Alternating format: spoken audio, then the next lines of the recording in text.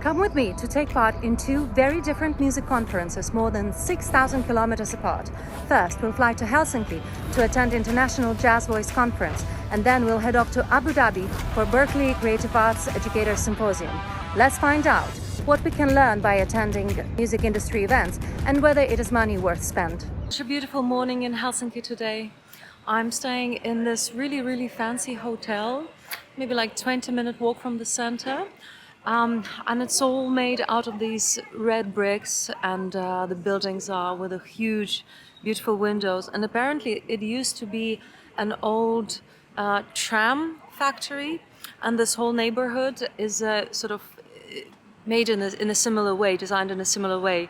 And they're now refurbishing it to make like a new sort of cultural little area with hotels and fancy things. It is absolutely stunning.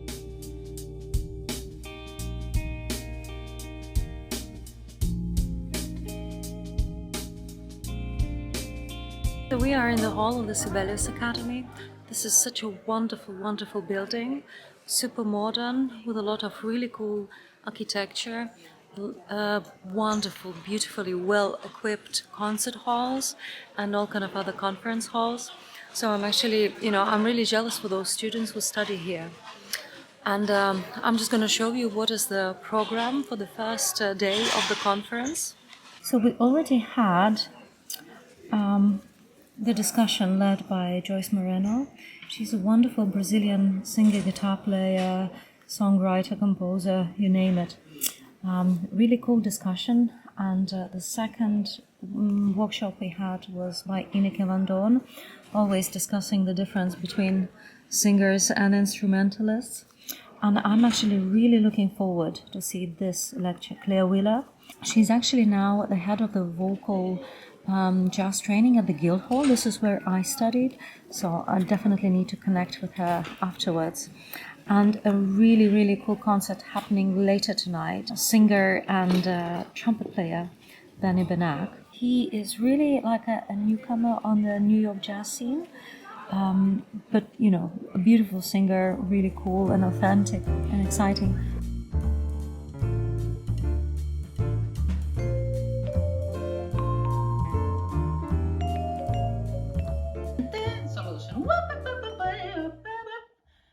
And a new polyrhythm in 3, and then a riff that takes us again. So we are at the end of the day one of the conference, and I'm just waiting in the foyer till the unique concert begins. And I guess overall, I think I have 3 important takeaways. Takeaway number 1 is recording yourself, improvising, and then analyzing your own improvisations to see which notes are you not singing, and maybe which patterns are you singing, and maybe singing too much or not singing. So analyzing what are your automatic improvisations and how can you improve them. Takeaway number 2 is actually using a chromatic solfa, specifically in modal improvisations, and also using the sort of Kodali signs just to connect those neural pathways. I think that's a really interesting approach. I definitely need to try that, just sort of to learn to nail the intervals and all the interesting notes. Takeaway number 3 is basically open-ended discussion about whether learning from the recordings and learning in a very academic way can limit us towards developing our own style of singing and our own style of improvisation, and whether the most authentic and interesting things actually do happen just simply in a practice room or in a concert in a very practical environment, and whether learning from the recordings, learning from the tradition can almost like make our ideas stale. But overall, I really enjoyed the first day. I unfortunately expected to have more audience in terms of the participants. I think the first 2 times when I came here, there were definitely more students, more younger people, and there were also more sort of practitioners that are performers. I think today what I've seen is that there are quite a lot of educators, which is fine, but I think every single educator also has to be, a solid performer. It was so funny, some of the participants weren't very diplomatic in pointing out that they've been teaching for the last, 20 to 25 years.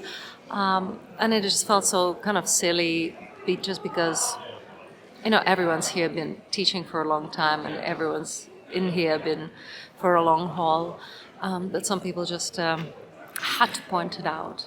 So for me, it's just a sign of a little bit of an unhealthy competition in some way, that even in such a small field, people still have to assert themselves in a not a particularly diplomatic way. But as always, one of the biggest discussions every time I come here is about what would you put first, Are you a vocalist or are you a musician, and whether that's the same thing, and discussion whether we should be trying to imitate instrumentalists and to which extent, or maybe as vocalists we still have to sort of cling to the most important vocal elements that are out of reach for instrumentalists, such as lyrics and emotions and conveying the story, and whether that makes us less or whether that makes us more.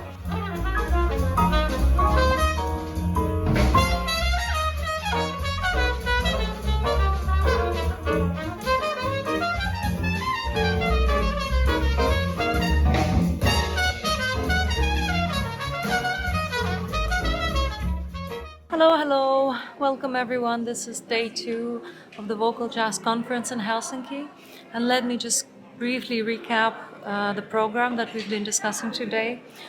So we had Benny Benak's presentation. He had a wonderful concert the day before, so it was really cool to ask him the questions. We were also talking about the motherhood in jazz and some of the possibilities of how to train really, really fast improvisations on the bebop tunes, looking at the rhythm and looking at how to work with students who have either some learning difficulties or come to the conservatory without really having any proper musical theoretical background. So all these sort of educational problems that are very common at the moment.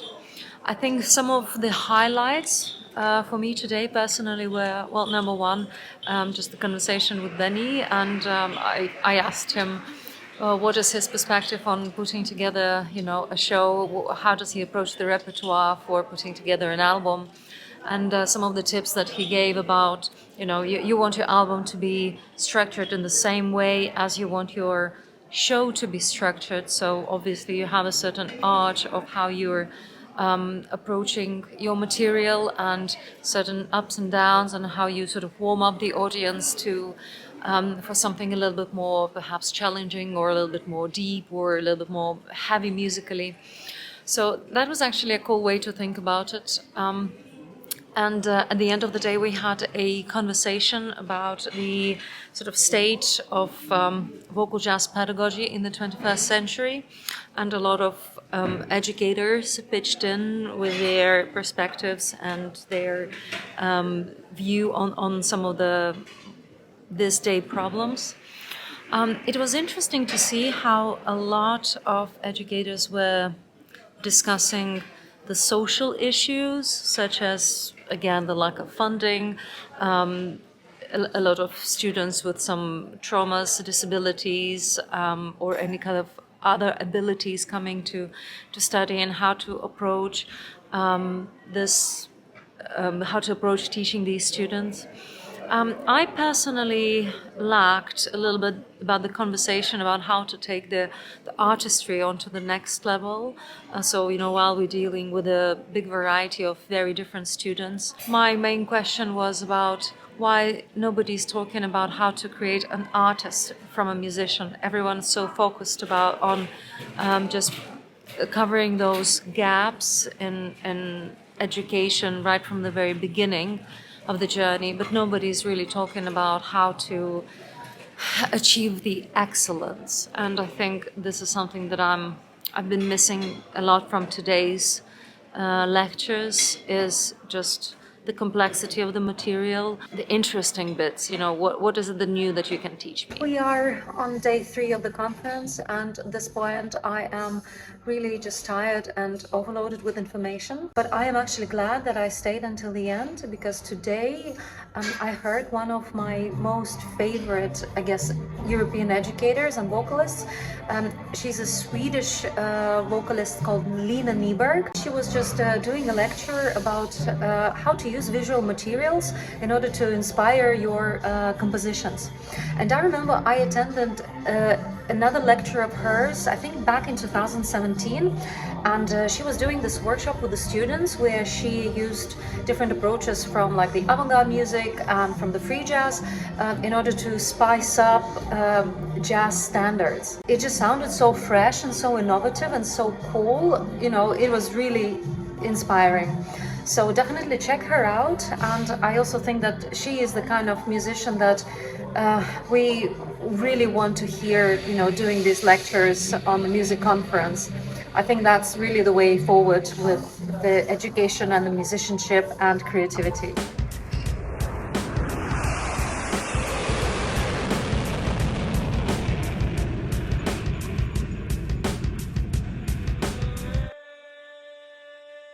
Our next stop is Abu Dhabi, where I am attending Berklee Creative Arts Educator Symposium. This is a 2-day event aimed specifically at teachers and educators. The event consists of 2 1.5-hour long workshops per day, and you can choose between the 4 different topics available, such as musicianship, the music business, the technology, and music pedagogy. There is also a focus group to help to integrate all the discussions made on the workshops. I've just signed up for my first workshop. I'm going to do a business workshop. And I must say that I am very positively surprised and actually very inspired that the workshops and the conference started with a very forward-thinking approach to just teaching and being in the music industry. And one of the sort of key questions was, what are the musical skills and the just general creative skills of the future? And I think this is such an important topic. I am, you know, curious to find out how this is going to unravel in the next 2 days. But I definitely think that this is an important question that all the educators and everyone in the music business should be constantly asking themselves and sort of focused about, and just try to stay relevant in this current music climate. So yeah, let's see what happens next.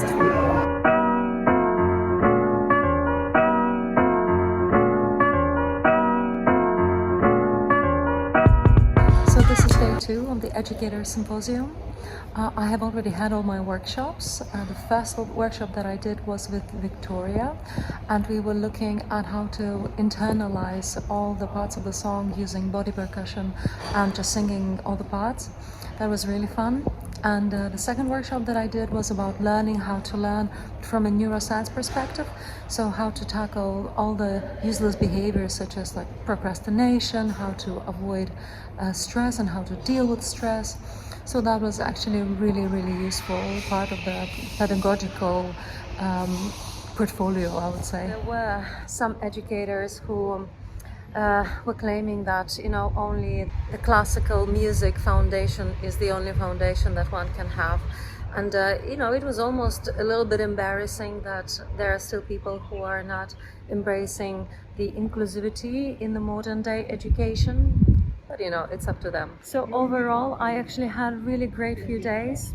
I like Berklee's forward-thinking approach about connecting music education to the music business of the future, and I like how this matter was looked at from different angles, like the musicianship, the music business, the neuroscience behind it, you know, the cultural aspects, the collaborative aspects. I think all these conversations that we actually had in these last few days are super important. I really enjoyed my time. I met some amazing people. You know, the networking has been great and also super important.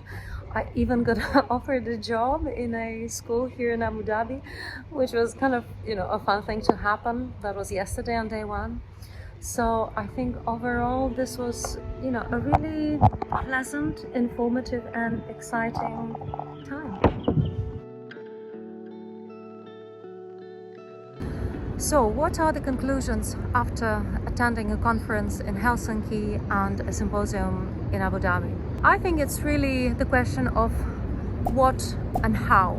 I personally felt that even though the program and the lectures in Helsinki were kind of much more serious and on a much higher level, the conference in Abu Dhabi was much more engaging. And I'll explain why.